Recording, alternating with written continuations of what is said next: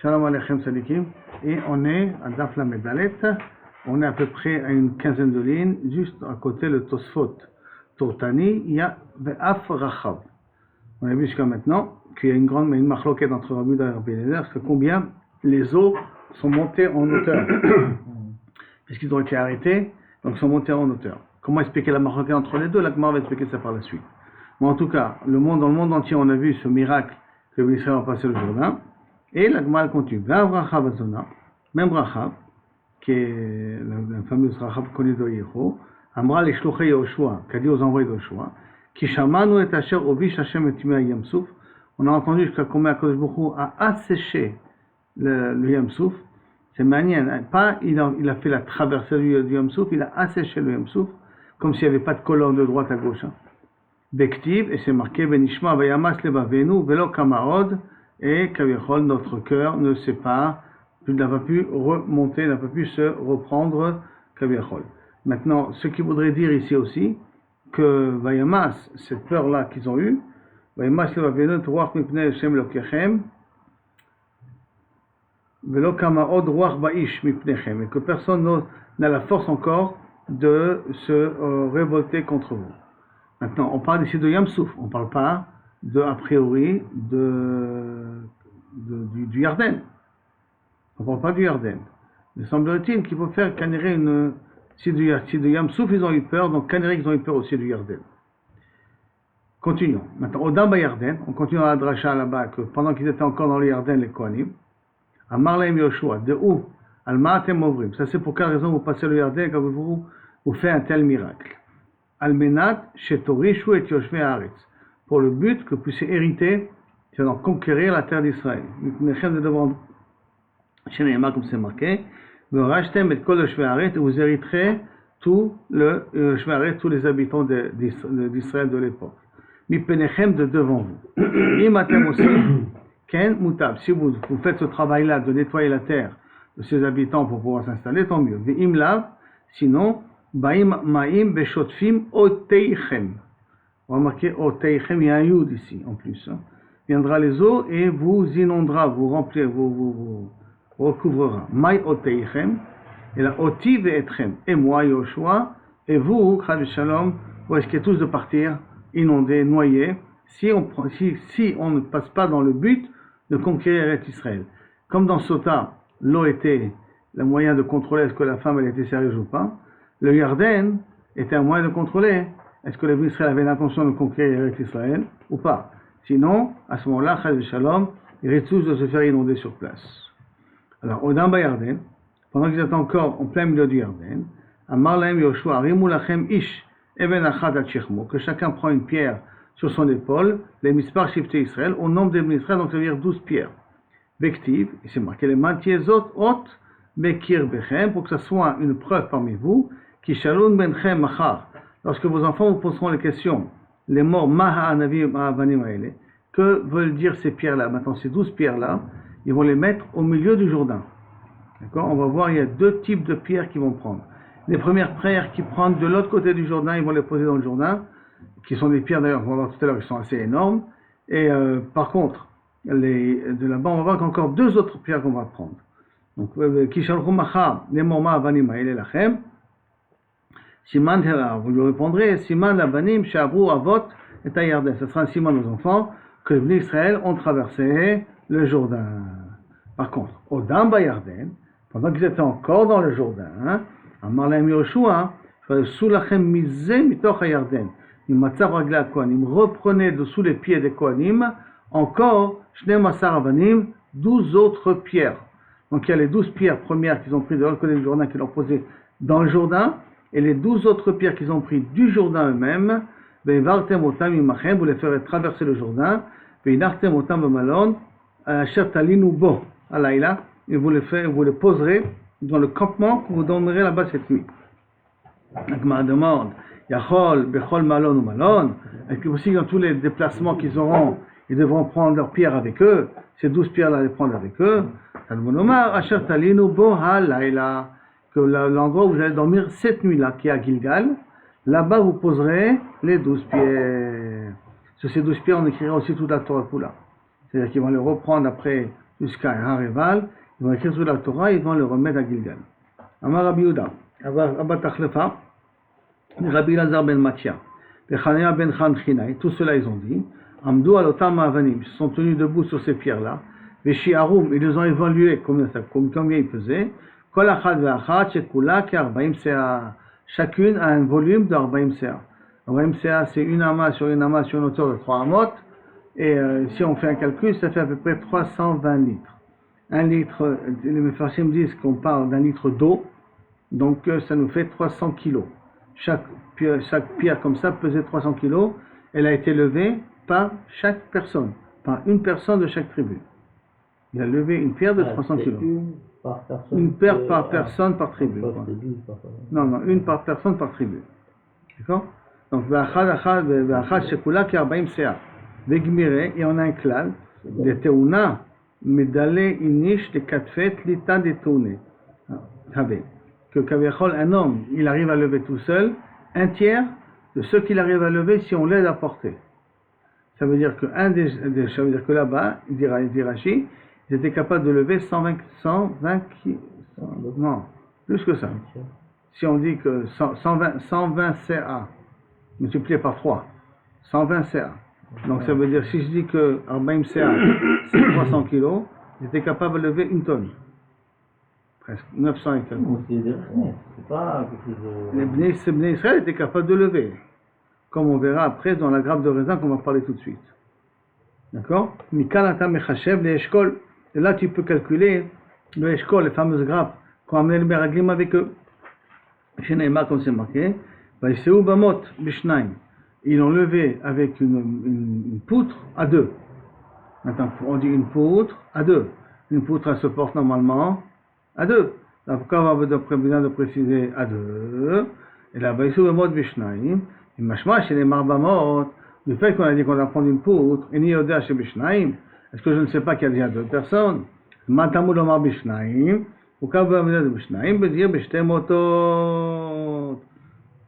Donc déjà pour là, on est arrivé qu'ils ont pris deux mototes. Pour prendre la grappe de raisin, il y a déjà deux mototes, deux poutres qu'ils devaient mettre sur les côtés. Seulement, Amar Rabbi Yitzhak n'a pas de preuve. Et Rabbi Yitzhak qui ramène Kanirei qui est une massorette, Tortani, de Tortani, de Tortani. Tortani, donc, ça veut dire un premier plan. Et sur ce plan, il y a eu un deuxième plan avant de mettre, Kaviachol, la grappe de raisin dessus. Et comment on fait un plan sur un plan? Alors, il n'y a pas de preuve. C'est pour ça qu'on fait un calcul par l'absurde. Si on peut appeler ça par l'absurde. Combien de personnes ont levé la grappe de raisin? Alors, on sait qu'il y a Yoshua avec Caleb qui n'ont rien levé. On sait qu'il y en a un qui a dû prendre une grenade et une qui a pris une figue. Donc ça veut dire qu'il nous reste 8 personnes. Parce que sinon il y aura plus que 2 personnes qui n'ont pas levé, qui sont plus que Yoshua avec Caleb. Et là il reste 8 personnes. C'est-à-dire que la grappe de raisin a besoin de 8 personnes. Or pour l'instant on est arrivé qu'il y a 2 poutres. 2 poutres, ça nous fait 4 personnes. Donc ça veut dire qu'il faut trouver la place encore à 4 autres personnes à mettre. C'est pas écrit dans les psukim, mais ce qui ressort du fait que on parle de ce midrash-là, que Yoshua avec Caleb n'a rien pris, que le Téna et le Rimon, chacune personne a pris. Donc avec ces 8 personnes-là, il faut trouver une solution. Et donc, Ketzad, Shmona Nasu Eshkol, 8 personnes ont porté la grappe de raisin, et Chad Nasa Rimon, un il a pris une grenade, et Chad Nasa Téna, et une il a pris une figue. Yoshua avec Caleb, l'on Nasu Klo, Yoshua avec Caleb n'ont rien porté. Dans 2 secondes, on va voir le dessin comment ils ont porté. Veiba et Tema, si tu veux, on peut expliquer pourquoi Yoshua avec Caleb n'ont rien porté. Mishum de Chashivé, parce qu'ils se sont dit à Nassim Chashovim, c'est pas à nous de faire le travail. Maintenant, Yoshua c'est Chashov, mais Yoshua a été un petit peu dénigré des autres. Mais Yoshua a été considéré comme Chashov parce qu'il était le représentant de Moshe Rabbeinu. Et Caleb il est Chashov parce qu'il représente le Shevet Yehuda. Et donc la brioute, donc ils leur ont rien donné à porter. Ça c'est une première explication. Pourquoi ils n'ont rien porté? Parce qu'ils n'avaient pas l'intention de parler du Lashon Hara sur Eretz Israël, ou du Motzi Shemra sur Eretz Israël. C'est pour ça qu'ils ont préféré ne rien prendre. Maintenant, comment ils ont pris? On a dit qu'au total, il devrait y avoir 4 poutres, parce qu'on a dit il y a 8 personnes, et chaque 2 personnes prend une poutre, donc il devrait y avoir 4 poutres. Rashi va dans l'explication, que ça veut dire quoi? Tirane betor tirane, Tortani et Tortani. Que veut dire ça, hein? Ça veut dire qu'il y a d'abord 2 poutres. Sur ces 2 poutres, il faut mettre encore 2 autres poutres. Comment il met les autres poutres? En croisée. D'accord? Comme ça, il veut dire Rachon Alerson, parce que c'est un sur l'autre. Ce qui veut dire comme ça, si vous n'arrivez à voir ici le dessin. D'accord? La première explication de Rachi, c'est cette explication-là. Les 2 premières poutres, c'est celle-là et celle-là. Et après les autres, ils les ont mis en croisée. Ça nous fait 8 personnes qui ont tenu ici le Eshkol Hanavi. Il y a une autre façon de comprendre Rachi, c'est de cette façon-là, et ça n'entre pas dans le mot de Rachi qui dit Be'alarson. Ça veut dire donc 2 poutres, et 2 poutres en carré pour pouvoir porter. Il y a une autre, mais pas de Rachi, une autre qui n'est pas de Rachi, c'est qu'ils ont mis 2 poutres comme ça. Là, il y a des bâtonnets où il y a 4 personnes. Chaque fois, dans chaque bâton, il y a 4 personnes qui peuvent tenir. Et là, ça rentre bien dans le passouk. Motot et Bishnaim. Motot, il y a 2 motot, il y a 8. Donc sur chaque mot, on met 4 personnes. Maintenant, comment ils tiennent ici les grappes de raisin? Avec des ficelles. Il y a des ficelles qui sont accrochées sur les 2 bords de ces 2 poutres-là. Il n'y en a pas 4, il y a 2 poutres ici. Et à ce moment-là, comme ça, ils ont pris la grappe de raisin. Donc 3 versions possibles. Comment ils ont pris la grappe de raisin? Une des 3 versions, elle est dans le Tosfot ici à côté. Là, dans le Tosfot Chance. Quoi? Dans la bouteille de Carmel. Non, c'est dans la bouteille de Carmel, ils n'ont pas fait ce dessin-là. Ils ont pris Bamod Bishnaim, ils ont pris ça au mot, sans faire le diouk, Bamod Bishnaim. Donc si on dit Bamod Bishnaim, c'est que Bamod déjà 2. Et Bishnaim, donc ça veut dire qu'il y en a plus que 2. Maintenant, eux, ils ont pris le mot à la texte, Bamod Bishnaim, tout ça qui ont fait une poutre avec une seule grappe de raisin. Donc on sait pas, on reste comme ça en... On met la sagour, alors vous sentez le sagour, c'est 8. Non, pour nous, c'est sagour, c'est 8 badaï. Non? Comment ils ont fait? Maintenant, comment ils l'ont fait? Il y a 3 versions ici. Très bien. Maintenant, on revient ici pour essayer de comprendre la machloquette qu'on a dit entre Rabbi Yehuda et Rabbi Eliezer. Est-ce que c'est 300 000 de hauteur ou 12 000 de hauteur? Vous vous rappelez qu'on a dit que les eaux, quand ils se sont accumulés, ils sont montés en hauteur. Donc, Rabbi Ami et Rabbi Yitzhak Napacha. Donc, les deux sont en machloquette pour expliquer la machloquette de Rabbi Yehuda et de Rabbi Eliezer. Les divrei Rabbi Yehuda, pourquoi il dit que c'est 12 000? Kechaniatan. Comme ils étaient en campement, Avro, comme ça ils ont traversé le Jourdain. Maintenant, comment ils étaient en campement? On sait que la grandeur du campement dans le Midbar, c'était 12 000. Donc ils sont tous bougés en même temps. Comme c'est une largeur de 12 000, donc ça veut dire qu'il y a 12 000, un espace de 12 000, donc 12 km, qui devait être emmagasiné. Et donc ça fait 12 000 en hauteur. D'accord? Et Rabbi Eliezer, il dit, Bar Shimon, il dit, pourquoi il dit 300? Il dit parce qu'ils sont partis à la queue leu. Tous les tribus sont passés à la queue leu. Et regarde, cette même machloquette, c'est une machloquette. Comment ils ont avancé dans le désert? Est-ce qu'ils ont avancé dans le désert en forme de 4, comme ça? Ensuite, ils se suivent comme ça en 4. Ou ils sont allés à la queue leu en marchant dans le désert. De toute manière, cette même machloquette, elle est là-bas. En traversant le Jourdain, et la machloquette, elle est à ce niveau-là. Ce qui fait que, s'ils sont passés en 12 000, donc automatiquement, puisque c'est un espace de 12 000, 12 km, c'est pour ça que c'est monté en hauteur de 12 km. Si on dit que donc il fallait attendre que tout le monde passe. Comme il fallait attendre que tout le monde passe, c'est pour ça que c'est arrivé à 300 000, à 300 km de hauteur. Maintenant, 300 km de hauteur, je ne sais pas si on s'aperçoit, ça sort de la stratosphère. Hein. Combien est la hauteur de la stratosphère? Un avion, il vole à 3 000 pieds, 30 000 pieds. Je n'ai pas compris ce que ça veut dire de passer de hauteur. C'est 10 km. Hein? Je n'ai pas compris ce que ça veut dire de passer de hauteur. Ben, si on dit qu'il y a 300 km de hauteur, 300 000 de hauteur, ça veut dire que c'est arrivé jusqu'à l'espace. Qu'est-ce qui arrive jusqu'à l'espace? L'eau du Jourdain. On n'a pas autant d'eau. Mais si tu dis que ça, si tu prends à la lettre 300 000, fais calcul 300 000, 1 000 c'est 925 mètres, ça nous fait 300 km de hauteur. Déjà un avion, quand il y a un gondoline, il vole à 10 km de hauteur, 300 km de hauteur, on est déjà dans... C'est pas quelque chose qui ira là. Ah non, on a dit qu'il fallait que dans le monde entier on puisse le voir. Dans le monde entier, donc ça voudrait dire que c'est assez haut. le coude, alors tu vois, faut continuer à monter. Non, mais tu comprends que c'est un ridouche, que l'eau elle monte. L'eau n'est pas censée monter, sans retomber. Et là elle arrive à monter, c'est-à-dire que l'eau ça grimpe sur l'autre eau, sur l'autre eau, sur l'autre eau, et ça continue à monter rapidement. Et les pierres de chaque tribu, elles étaient au même endroit. Donc on ne peut pas dire qu'ils ont marché comme ça. Apparemment, ils ont marché chacun l'un vers l'autre, non? Pourquoi? Pas forcément. Ils étaient Attends, on peut dire prendre leurs pierres, ils sont tous réunis dans un endroit pour prendre des pierres peut-être. ne sont pas forcément tous chacun dans son endroit qu'il est parti prendre sa pierre. Parce qu'on est tachat ragleh ha-kohanim. Donc d'Afka où se trouvent les kohanim, c'est de là-bas qu'ils ont pris les pierres.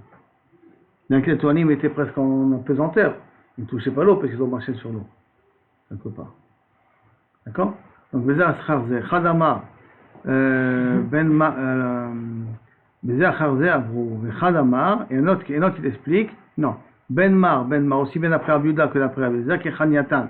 C'est comme dans leur campement, ça veut dire 12 000, mais, Mor Sava, Adam Kad, un pense que l'homme il est plus rapide que l'eau. Donc, c'est pour ça qu'il y a moins d'eau qui s'est accumulée. Mor Sava, Maïm Kalim, que l'eau elle est plus rapide que la personne en marchant. Ce qui fait que l'eau elle s'est accumulée en plus grande quantité, puisque chaque les gens ils ont passé, ça a pris du temps. Après ça, on continue. Shlach lecha anashim, le même drachot. Shlach lecha anashim, on voit des personnes pour explorer la terre. Amar, Amar Ishlakish, Shlach lecha mida'atcha. Si tu envoies, c'est de ton point de vue à toi, c'est toi, c'est ton initiative. Hein. C'est pas moi, Kadosh Baruch Hu, qui cautionne de les envoyer. Vechi Adam Ze Borech Chelekra, l'Atzmo. Je comprends pas. C'est-à-dire qu'Kadosh Baruch Hu, il est contre, d'accord? Est-ce que ça veut dire que je te donne un mauvais choix à faire? C'est ça qui a marqué, quand il a marqué dans le Midar, après dans le Sefer Dvarim, il leur a dit, comme vous m'avez demandé de Meraglim, ça veut dire quoi Be'enai? Be'enai, velo Be'enai Kadosh Baruch Hu. Comme ça qu'il veut dire, donc Be'enai, c'est pas de la Mechila, d'accord? Donc Be'enai, velo Be'enai Shel Makom. C'est-à-dire que moi, Akadosh Baruch Hu a dit, écoute, tu te débrouilles. Si tu veux le prendre, si tu veux les envoyer, tu les envoies. Moi, je te dis pas de les envoyer. Et Moshe Rabbeinu, il a compris qu'il y a un problème, et sauf s'il a été convaincu qu'on peut peut-être éviter la catastrophe. Vayirperu lanu et haaretz, il a marqué Vayirperu, au lieu de marquer Vayiragelu. Au moment où il a dû marquer Vayiragelu lanu et haaretz. Pourquoi il a marqué le mot Vayirperu?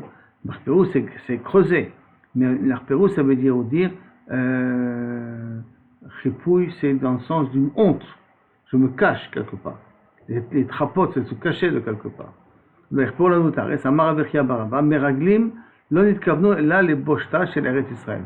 Meraglim, quand ils sont sortis, ils ont cherché uniquement comment noircir l'Eretz Israël, pour ne pas rentrer en Eretz Israël. Tivata, nous on apprend ça, Vayirperu et Haaretz. Ils ont creusé la terre. Ils ont analysé la terre. Viktivatam, Vecherpata levana ou bosha achama. Et la lune, elle a honte. Et le soleil, il aura honte. Donc, comme là-bas, c'est la honte, c'est chercher le négatif. Alors là-bas aussi, Kaviachol et Meraglim ont cherché de ce qui ne va pas en Eretz Israël. Et voici les noms des Meraglim, Reuven, Shamoua, Ben Zachou. De la tribu de Reuven, le matin Reuven, Shamoua, Ben Zachou. Amar Rabbi Yitzchak, Davar Zeba Masoret Biyadenu, Me'avotenu. Que quoi? On a comme une Masoret, comme une tradition. Que Meraglim, Al-Shem, Ma'aseem, Nikreu. Leur nom, c'est pas leur vrai nom. Les noms qu'on leur a donnés, c'est par rapport à leurs mauvaises actions, leurs mauvaises kavanotes. Mauvaises kavanotes qu'il y avait. Mais Anu lo alta biadenu ela. Il y a un seul nom on sait l'interpréter. Tous les noms des Meraglim, à part Yoshua avec Caleb, bien entendu, ce sont des noms de personnes où leur nom a été donné suivant leurs intentions. La seule qu'on a réussi à interpréter, c'est celui-là, Satou ben Michael. Pourquoi Satou ben Michael? Soter Maasab chez la Kosh Baruch Hu. Il remet en question les actions d'Akadosh Baruch Hu en disant du Lachon Hara sur Israël. Et Michael, Ben Michael, que veut dire le mot Michael? Sha'asa atzmo mach. Il a causé, c'est une Lachon de Sanégor. Il a causé, qui le Akadosh Baruch Hu est affaibli. En disant, Ravi Menu, Velonu Chalo, qui le Akadosh Baruch Hu n'est pas à la hauteur pour pouvoir nous passer. C'est lui qui se fait appeler comme ça? On l'a surnommé comme ça. La Torah l'a surnommé comme ça. Après, ça veut dire que c'était pas son vrai nom a priori. Quand ils sont partis, c'est le nom qu'il avait. Que? Quand ils sont partis dans l'expédition, c'est le nom qui sont énoncés. T'as énoncé ou pas énoncé? Ça veut dire que, est-ce que c'est des noms qui ont été donnés après les Meoraot ou avant les Meoraot? C'est pas écrit ici. C'est ces noms-là. Oui, c'est vrai. Quand c'est marqué Vaishlach Hanashim, peut-être Hashem Sofam. Peut-être Hashem Sofam. Ou qu'ils étaient prédestinés à ça. Ça veut dire non comme ça qu'ils étaient prédestinés à ça. Donc, Amar Rabbi Yochanan, Amar Af Anu Noma, j'ai encore un autre nom que je peux interpréter. Nachbi ben Vovsi. Qui veut dire quoi Nachbi? Nachbi, Shirbi Dvarav chez la Kosh Baruch Hu, en disant qu'on ne peut pas entrer en Eretz Israël, il a comme s'il avait caché les noms de Boré Olam. Mazé ben Vovsi, Vovsi, Shepissé al Midotav chez la Kosh Baruch Hu. il a passé outre les midot à Kadosh Baruch Hu, en disant que Kadosh Baruch Hu n'est pas la force de pouvoir nous aider. Jusqu'à là, cette dracha-là, une autre dracha. Vayalou Banegev. Après, il leur a dit de passer par le désert. Vayavo at Hebron. Le frère marqué a marqué au départ, Vayalou au Rabim, et Vayavo au Yachid. D'accord? Majé Vayavo, mais Baye, on aurait dû marquer au pluriel. Et la Amar Rava, Mashma, c'est Piresh Kalev, que Kalev c'est sorti du lot. Matat Meraglim, Ba'alar V'ishtateach al Kivrei Avor. Il est parti prier sur Kivrei Tzadikim. De là, on apprend que prier sur Kivrei Tzadikim, ça peut aider. De qui on apprend? De Kalev, de cette dracha-là. Parce que jusqu'à maintenant, on n'a pas vu quelqu'un qui priait al Kivrei Tzadikim. Jusqu'à l'époque de Kalev. D'accord? Donc. Et comment je sais que c'était Caleb? C'est marqué Vayavo, mais je ne sais pas si c'est lui ou quelqu'un d'autre.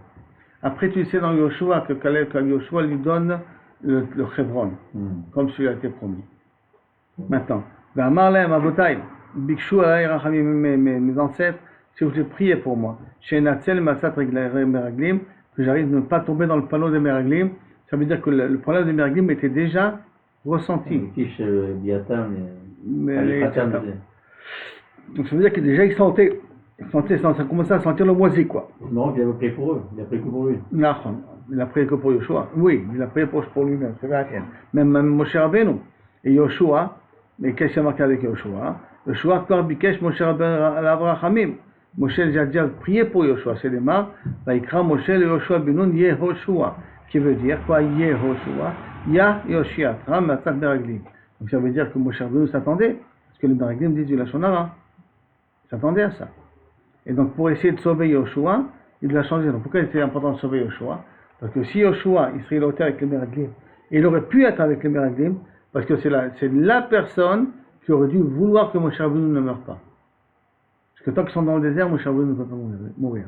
Parce que comme c'était l'élève absolu de Moshe Rabbeinu, il était prêt à sacrifier tout pour Moshe Rabbeinu. Par conséquent, il aurait été le premier à être parmi les Meraglim pour ne pas nous faire entrer en Eretz Israël. Parce qu'il savait très bien que si on rentre en Eretz Israël, Moshe Rabbeinu aurait dû partir. Et c'est pour ça que Moshe Rabbeinu a besoin d'être Mevarech Yoshua pour éviter qu'il tombe dans le panneau de l'amour de son maître, de se sacrifier pour son maître.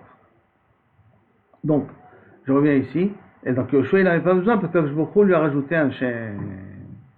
Yah Yoshiacham Atzat Riglaim, vérité comme c'est marqué, Vavdi Kalev, Ekev Aïta Ruach Acheret Imo. Et il a droit à une part en Eretz Israël et il ne mourra pas dans le désert. Pourquoi? Parce qu'il avait un Ruach Acheret, parce qu'il était capable d'aller contre les Meraglim en question. Après la Gemara continue. Mesham, Achevron, Achiman, Shishai, Talmai. Que veut dire tous ces noms-là? Achiman veut dire Meyuman Sheba Achim, le plus fort parmi les frères. Shishai, c'est quoi? C'est Messim et Taretz Keshachatot. Quand il marche, ses empreintes sont tellement importantes qu'il crée des piscines d'eau comme ça. Vraiment, il détruit le terrain après. Talmai, qui veut dire quoi? C'est Messim et Taretz Talamim Telamim. Quand il marche, tellement il est lourd, tellement il pèse beaucoup, qu'il fait des sillons en marchant. C'est-à-dire qu'il détruit tout au passage. Il fait des sillons sur la terre quand il passe. Ça, c'est une manière d'expliquer. Pardon? C'est le dernier là. Comment il s'appelle? Shishai. D'accord? Maintenant, c'est quoi Yelidé Anak? Excusez-moi. D'abord, après notre explication. Achiman, c'est quoi? C'est Bana et Anat. Shishai, c'est quoi? Bana et Alash. Talmai, c'est quoi? C'est Bana et Talbouch.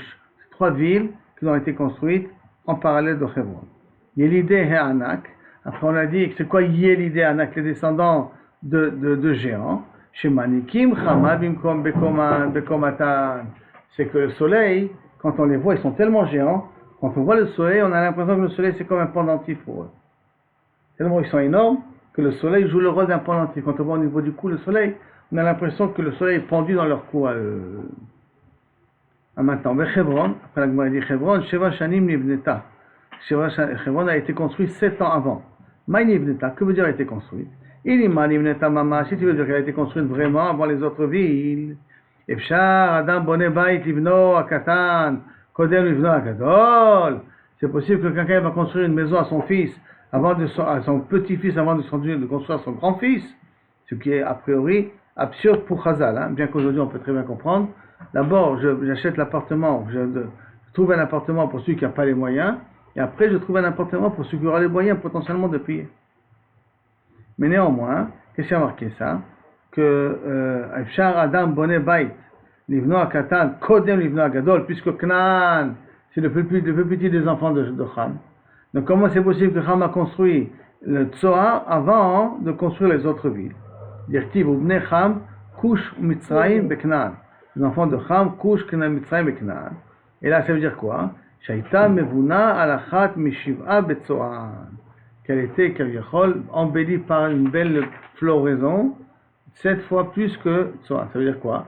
Ça veut dire qu'ils avaient, c'était un endroit très bien, on va dire, développé. Un endroit très très bien développé, qui fait que les arbres qui poussaient là-bas, il y avait beaucoup de fruits.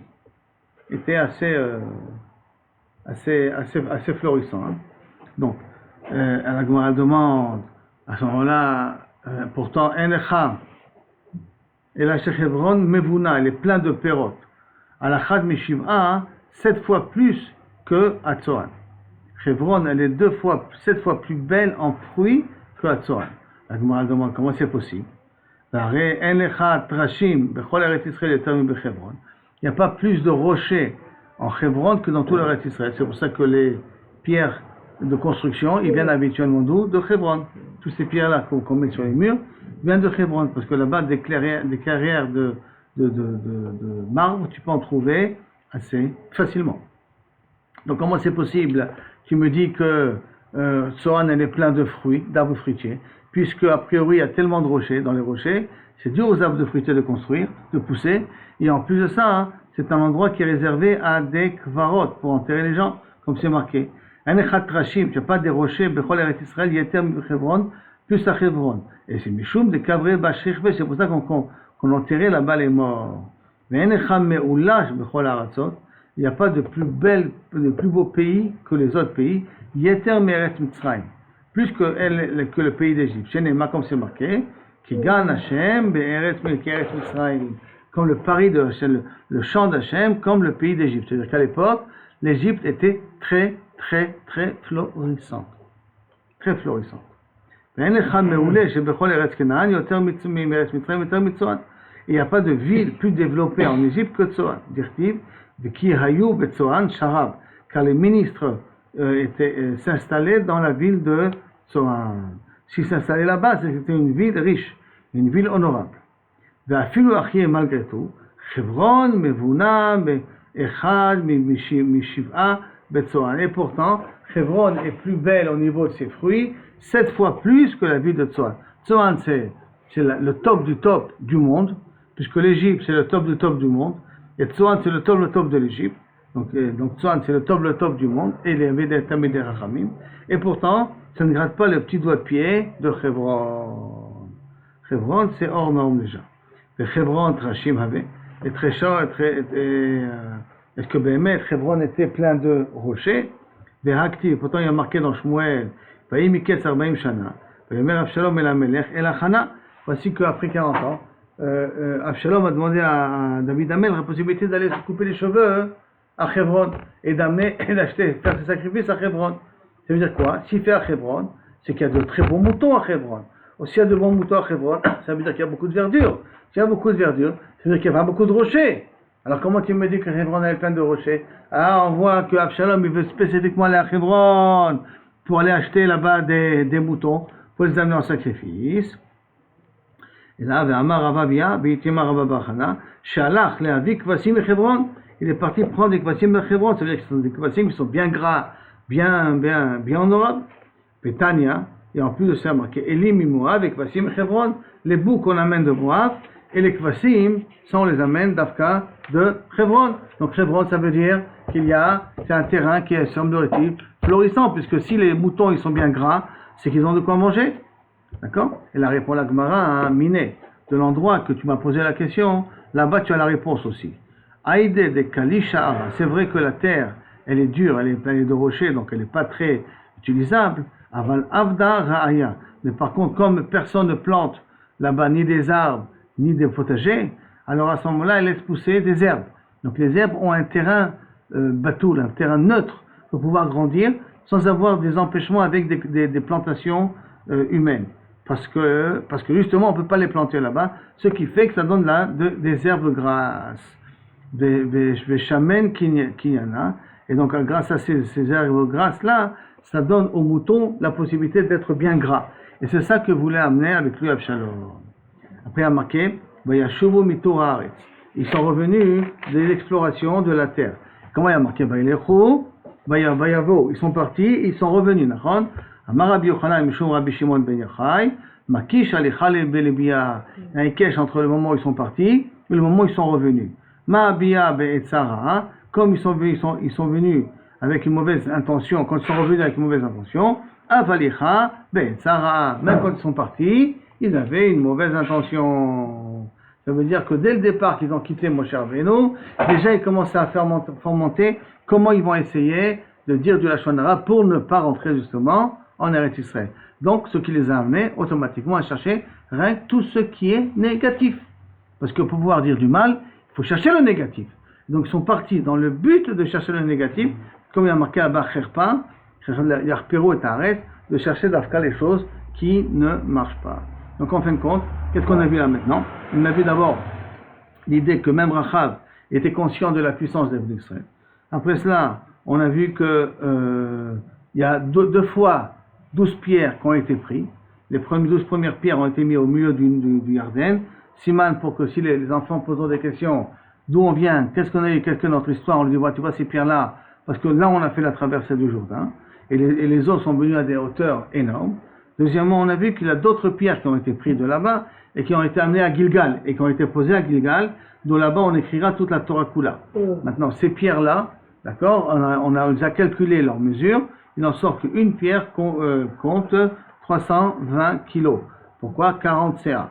Si une pierre fait 40 CA, ça veut dire qu'une personne, si on l'aide, il peut porter 120 CA, donc à peu près 900 kilos, près à 1000 kilos.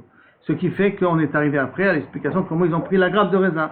Parce qu'ils ont pris avec Mamod Vishnaim. Mamod Vishnaim, ça veut dire qu'il y avait 2 mototes. Chaque motote, il y avait 2 personnes. Et Rabbi Yitzhak, il avait compris aussi qu'il y avait encore 2 autres mototes. Ça faisait 8 personnes parce qu'il restait 8 personnes à porter la grappe de raisin. Après, on est revenu à la machloket de Rabbi Eliezer, de Rabbi Yehuda et de Rabbi Eliezer, combien elle était haute, l'eau du Jourdain. Et on a donné 2 explications. Une explication, est-ce qu'ils ont passé suivant leur campement ou ils sont passés à la queue leu. La queue leu, ça prend plus de temps, donc les eaux montent en plus grande hauteur. Ou deuxième explication, ils sont tous passés à traverser comme dans leur campement. Néanmoins, il y en a qui disent que les gens ils sont pas marché plus vite que l'eau. Il y en a qui disent que l'eau a été plus rapide que les gens, c'est pour ça qu'elle s'est amassée à une telle hauteur. Après ça, on a vu que Shlach Lecha, quand il a envoyé les Meraglim, c'était pas avec l'accord d'Akadosh Baruch Hu. C'était uniquement à ses yeux, ça avait l'air d'être positif. Deuxièmement, on a vu aussi que les Meraglim, dès le départ, avait une kavana de parler du Lashon Hara sur Israël, ou du mot Vayarperu, ou de Vayilchu, Vayavou, le Hekesh, qui sont partis, ils sont revenus, comme ils sont revenus en voulant dire du Lashon Hara, comme ils sont partis aussi en voulant déjà Milechatrila, dire du Lashon Hara. Et on dit que les noms des Meraglim qui portaient, c'était des noms qui correspondaient à leur volonté, comme Reuven qui était Ben Salou. Comment il s'appelle? Satur Ben Michael, il est Soter Barav Shakosh Baruch Hu, en disant, et Ben Michael qui rend Akadosh Baruch Hu affaibli. Rabbi Yochanan a voulu amener aussi Wafi Ben Passi, que là aussi il y a une possibilité d'expliquer. En tout cas, on a à Ben Masoret que chacun des noms, il y a une connotation négative qui veut dire qu'a priori, il a eu un surnom. Après ça, on est arrivé à ce qu'il y a 3 géants là-bas dans la ville de Hebron, parce qu'on a vu que Caleb était parti prier à Hebron, parce qu'il va y avoir tout seul. Il y avait là-bas 3 géants, et ces 3 géants-là, il y en a un quand il était le plus fort, l'autre quand en marchant il faisait des trous, et le troisième il marchant il faisait des sillons, où ils ont construit des villes différentes. Après on a dit, il est arrivé à Hebron pour demander l'aide des Avot, de là qu'on apprend que c'est bien d'aller être mitpalel sur le Kivré Avot. Elle a été construite 7 ans avant Tzoan. C'est pas possible, puisque on peut pas donner Hebron qui a donné à Canaan, qui est le petit des enfants de Ham, de lui construire une ville avant de construire d'abord à son aîné. Et la bataille, que c'est une autre connotation, et la main, que Hebron est beaucoup plus florissante que Tzoan. Tzoan, c'est une ville en Égypte, qui est une des meilleures villes qu'il y a en Égypte. Et l'Égypte, c'est la ville la plus belle au monde, le pays le plus beau au monde. Tzoan, c'est le meilleur des villes qu'il y a à Tzoan. Et pourtant, Hebron est 7 fois plus beau que Tzoan. Maintenant, il est 7 fois plus beau, et d'où on voit qu'il est 7 fois plus beau aussi, c'est que les moutons qui poussent là-bas, ils sont bien gras. D'où on apprend ça? De Abshalom, qui voulait aller prendre des moutons d'Afka à Hebron. On a demandé, c'est pas possible, puisque Hebron, c'est une ville rocailleuse, donc comment c'est possible qu'elle soit tellement fertile? Ben justement, il veut dire, par le fait qu'elle est rocailleuse, donc on ne plante rien là-bas, pas de blé, rien du tout, ce qui fait qu'on laisse les herbes pousser. Elle a plus d'herbes de pousser parce que c'est une ville de cimetière. Là-bas, on enterre plus de morts qu'ailleurs. Eh ben, en poussant les herbes, elle devient même grasse. C'est ça qui a permis aux animaux de bien grossir. C'est ça que Absalom voulait prendre avec lui, comme sacrifice, pour remercier Akadosh Baruch Hu avec les cheveux qu'il faisait pousser, comme on avait appris auparavant. Et là, on est arrivé, comme on a dit, la Medhei à la 3e ligne.